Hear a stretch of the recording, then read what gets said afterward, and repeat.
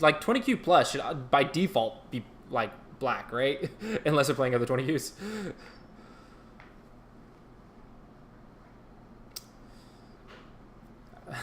Just do a double-digit hero move out of this. Start to do a double-digit heroes and just start justifying all the moves. Hey, Kara, look at that board.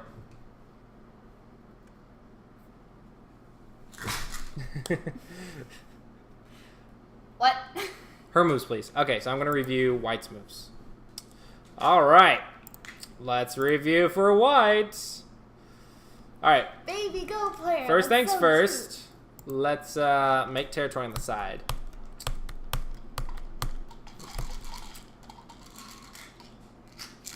Okay, screw it. We're doing a lecture. At this point, it's not even going to be a game review. It's going to be a lecture because I have to like explain why you play, where you play. All right, 25Q lecture. Here we go. So I'm assuming she's not here and that she's going to see this later. Is that correct? Oh, gotcha. I haven't taught her the basics. Okay. All right, lecture time. So this is for Spocky, the 25Q. Spocky. So apparently she's a streamer. Oh, there's 25 Q? Yeah, so. That's cool. So because she's a streamer, people watch her. They give her. Food. Yeah, and they gave me her game, so she gets a whole lesson out of this. I say a whole lesson. More like half a lesson, a quarter of a lesson. Anyway, she gets a review out of this. So, we are going to talk about how you play on the 19x19 as a 25Q. And for those of you who already know how to play on the 19x19, I would just take this as how to teach a 25Q, how to play on the 19x19. So, as you all know, this is a territorial game, so we have to surround area. So, how do we surround area? Well, first thing is we want to work with the edges, right? Because the edges have already surrounded two sides. And what I mean by that is if you try to make a point, let's play some stones. If you try to make a point, you actually have to surround a point or points or an area or whatever. You have to surround it in 4 different locations. Up, down, left, and right. With the edges, you can actually surround less locations because the edges help you surround something. So because of that, get rid of that. Go away. Because of that, in the corner, you actually have 2 edges to work with, so you actually only need, in theory, 2 moves. You need to block the outside that way and the outside that way, and you'll get points in the corner. So, for example, doink, and ta-da, 10 points in the corner. You block 2 directions and 10 points in the corner. Very simple shape. Now we need to think, okay, so now we know that the corners will be the easiest to make points because of the edges. And then from there, after you play all the corners, you go to the open sides because there's still 1 edge. And yeah, it's not as good as 2 edges, but it's still pretty darn good.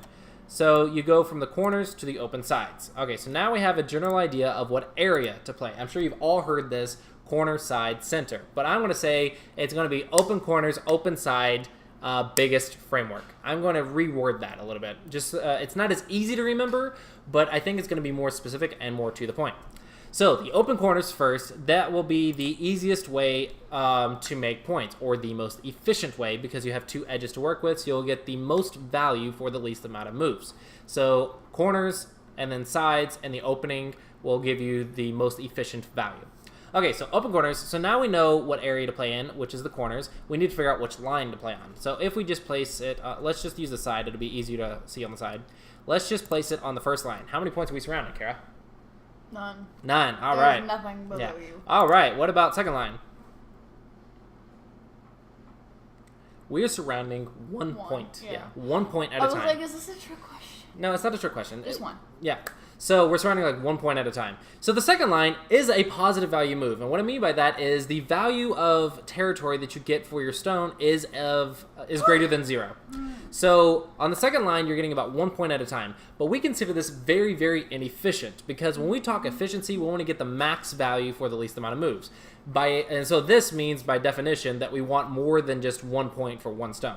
So 1 stone should be greater than 1 point if we want it to be decently efficient. And on the second line, it's very inefficient because Second line is for basically 1 point at a time or sliding under positions or something advanced. Anyway, it's the first and second line is not good. First line is the dead line because you only have 3 liberties, so it's very easy to die, it's very easy to get captured. So we call that the dead line because it has bad liberties, no points, it's bad. Second line we consider dirt because its value is like that of dirt. It's very easy to get points elsewhere, and it's very small and it's not very valuable for the amount of moves you play. So we consider the second line dirt. Third line is we're going to refer to as the territorial line and the safe line. Third line is very great for making efficient territory, and it's very good for making eyes and eye shapes and eye spaces, so it's very good to live with as well. So we consider that a very good safety line, and we consider it a very good line for making territory. Fourth line is the line of development. What that means is fourth line is very good for developing areas and growing them and making them more valuable, etc., etc. Now, the fourth line does have some weakness of like that second line stuff where your opponent slides under a position. So it's to be noted that fourth line is meant for influence and for development. So it's not something that you're going to be super secure with, but it is something that's good for growing and developing. Fifth line is too high because your opponent can easily play on the third line, which is the safety line, to invade and steal your points. So, in the opening, we want the third and fourth line for territory, fourth line for influence and developing, and so now we know kind of the definition of those two lines and what lines to be on. So, back to our first thing is we want the open corners, so we'll combine these two steps now. We want the open corners, and we want third and fourth line. So in this game, Black chose 4-4, so we're reviewing right. So White chose 4-4, so this is a very influential strategy. So it's perfectly fine. The 4-4 is perfectly fine. It should be noted that you can invade the 3-3, and you don't have any points locally because of this variation.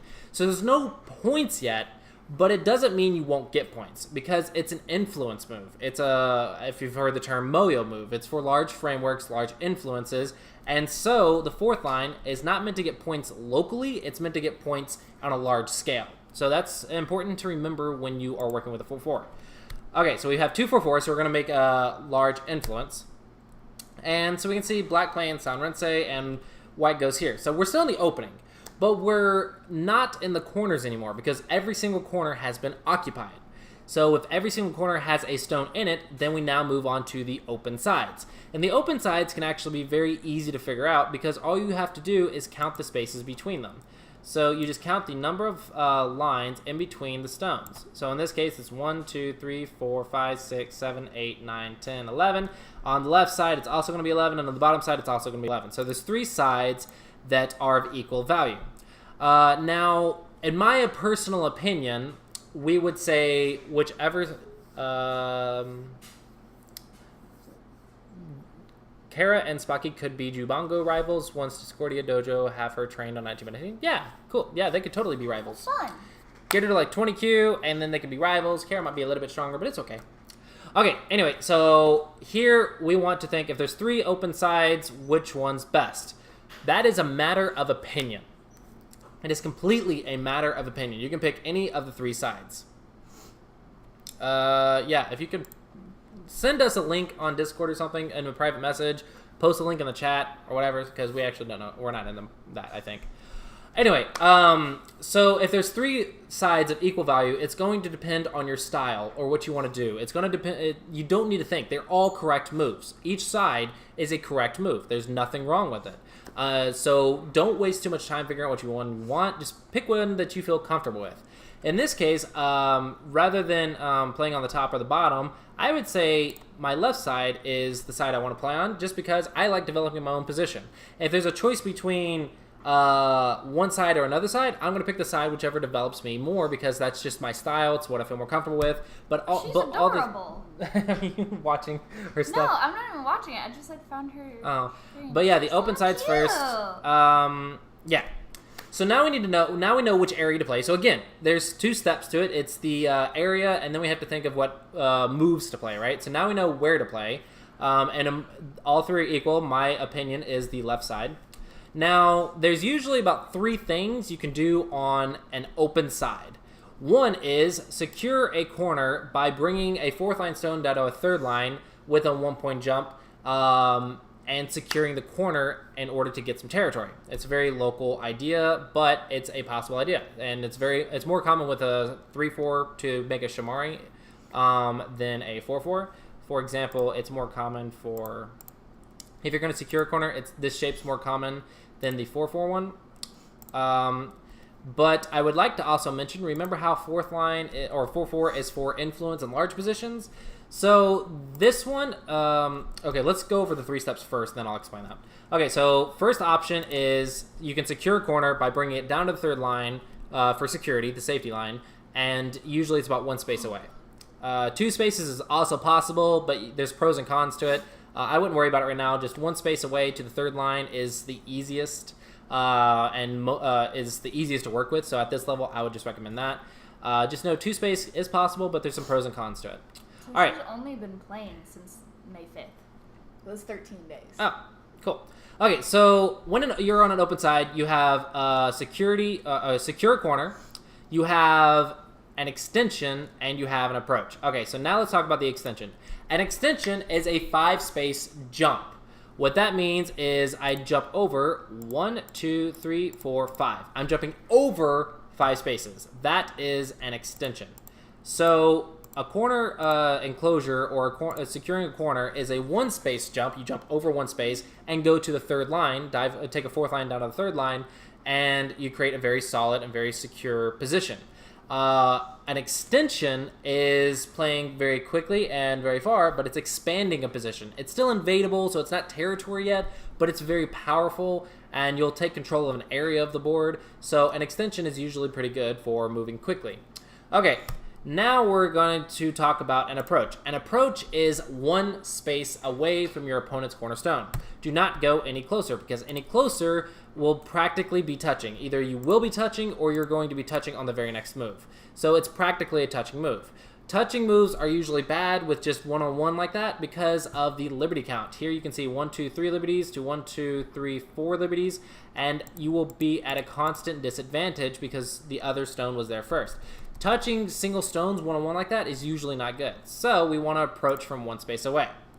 Okay, so now we have 3 ideas. We have an enclosure, an extension, and an approach. So if we were playing on the top side, that would be our 3 options. Then you have to choose 3rd line or 4th line. So let's go back to our previous decision of the left side. We chose the left side because I like developing my own first. So if I'm going to choose the left side, I don't want an enclosure because the star point doesn't really want an enclosure on an empty board. Usually you want to only do that when there's a lot of stones around and you need safety and you need a base and you need to live. Then you would just do an enclosure like that. Otherwise, you would do something else, like an approach or an extension. In this case, there is no approach because it would end up being an enclosure on the other star point. So the only option is really an enclosure and an extension. Okay, so I'm going to choose an extension because extension is very nice for building a very large position very quickly, which is exactly what the 4th line wants to do. It wants to build a very large position very quickly. So I'm going to choose extension. Now, 3rd line is for safety and security, which you would think this is a normal move to play and you'd want to do this. However, this 1 stone has support on this side and it has support on this side. When you have support on both sides, usually you would rather go on to the 4th line to play a very developed position. When you have support on both sides, you want to develop it. You don't want to secure it. So when you have white stone on that side and white stone on that side, you're going to usually go on the 4th line because you usually want to develop the position to the 4th line and make it as large as possible in order to make a very large and very valuable position. Okay, so in this case, that is how we arrived at 1. We chose the open side, and then we chose an extension instead of an enclosure because an extension was more efficient with a star point. And then we chose the 4th line because we have support on both sides. And if you think about it, this is exactly the same as what Black did. Oh, not that, sorry. Because he had support on both sides, he went on the 4th line right here, and he played a double extension, and that's also why this is a little bit special, and why this is a formation called the Sanrensei, or 3-star formation, because this one move is an extension from this corner, and it is an extension from this corner. So it's a double extension, and it's on the 4th line so to develop, so it's a very efficient move.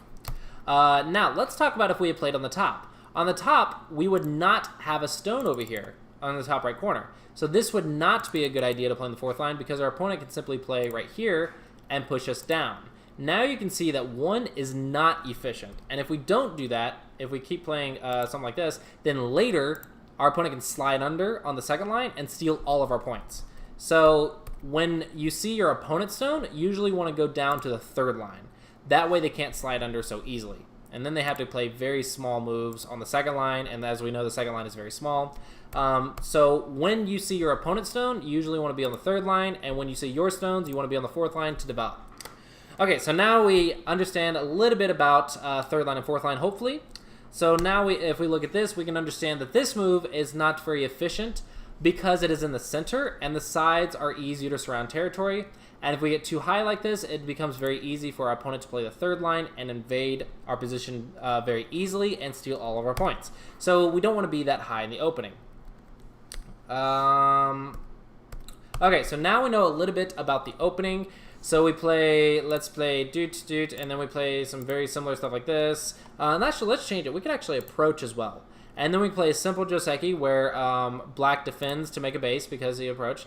And then we jump back to play an extension from here and kind of a base from 3 to make some points right here. And the reason we chose 4th line here is because we have support on both sides, so we can go to the 4th line. So it's and we would get into a very cool opening doing this. And then we go to the last little open side, which is like right here to approach the corner, and we play another exchange. And now kind of all the corners and sides have stones in them, so now we move on to the next step. Where do we play after the opening? Well, now we go to the largest framework. And in this case, the largest framework is actually equal because both players... Oh, that's a horrible line.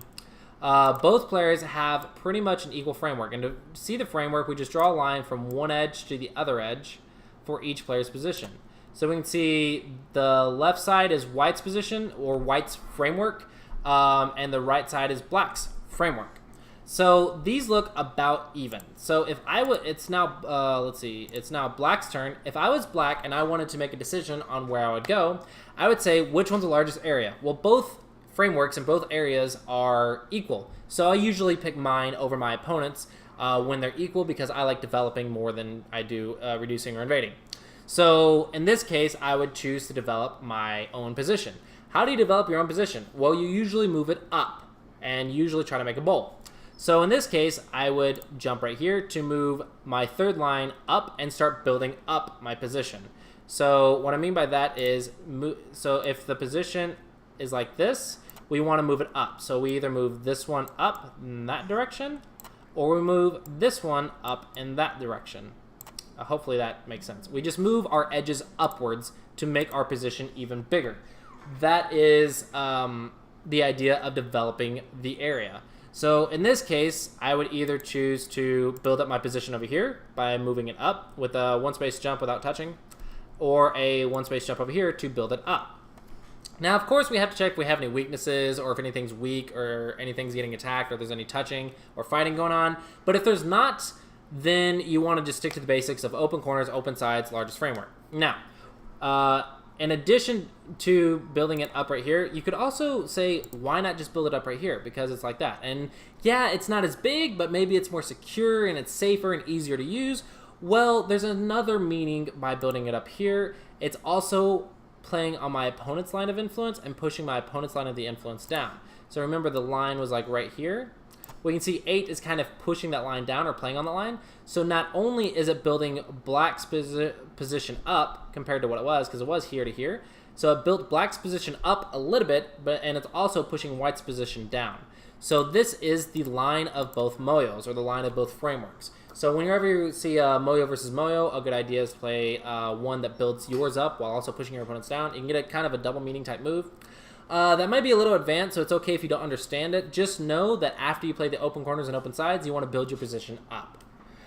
All right, so this is pretty much how you play for the first 50 moves, practically.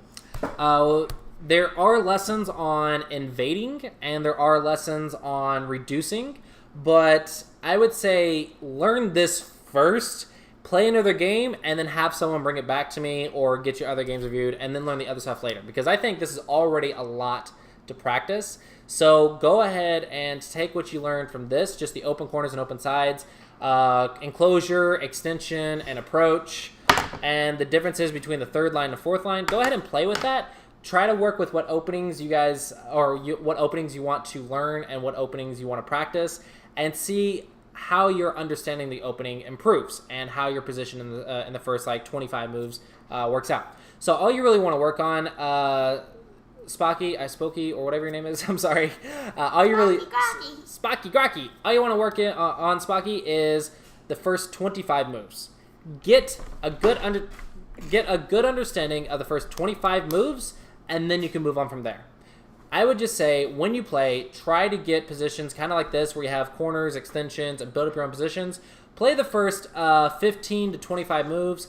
Try to get a decent position. Have some people help you with just the first 15 to 25 moves. And once you get a good understanding of that, then when you can move on to the next step of the move 25 to move 50 and start working on the basics of attack and defense, the basics of invading, pushing, and stuff like that. But for now, just understand this is the first 15 to 25 moves in the opening. Is just this idea of open corners, open sides, and then pushing up your areas and building and developing your areas.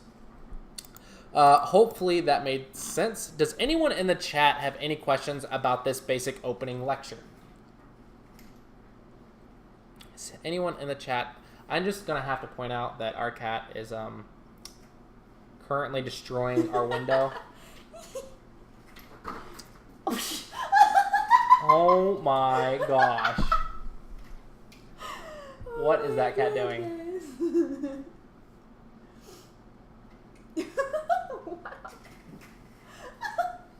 Oh my gosh, they're going to break that. We're going to have to buy new blinds, and those are probably expensive. No, they'll fix it. They have replacement, individual blinds, I think. Oh. Yeah. Anna's destroying her blinds. Oh, she's so cute. All right. Well, hopefully Spocky will find that helpful, and hopefully everyone understood that basic opening lecture. Yeah, that's basically the basics of the opening for 20 Qs. What on earth is she doing? She's playing in the window. I've never seen her do this. All right, hold on. Let me go get her out of the window. I'm curious what she's gonna do next. Hey.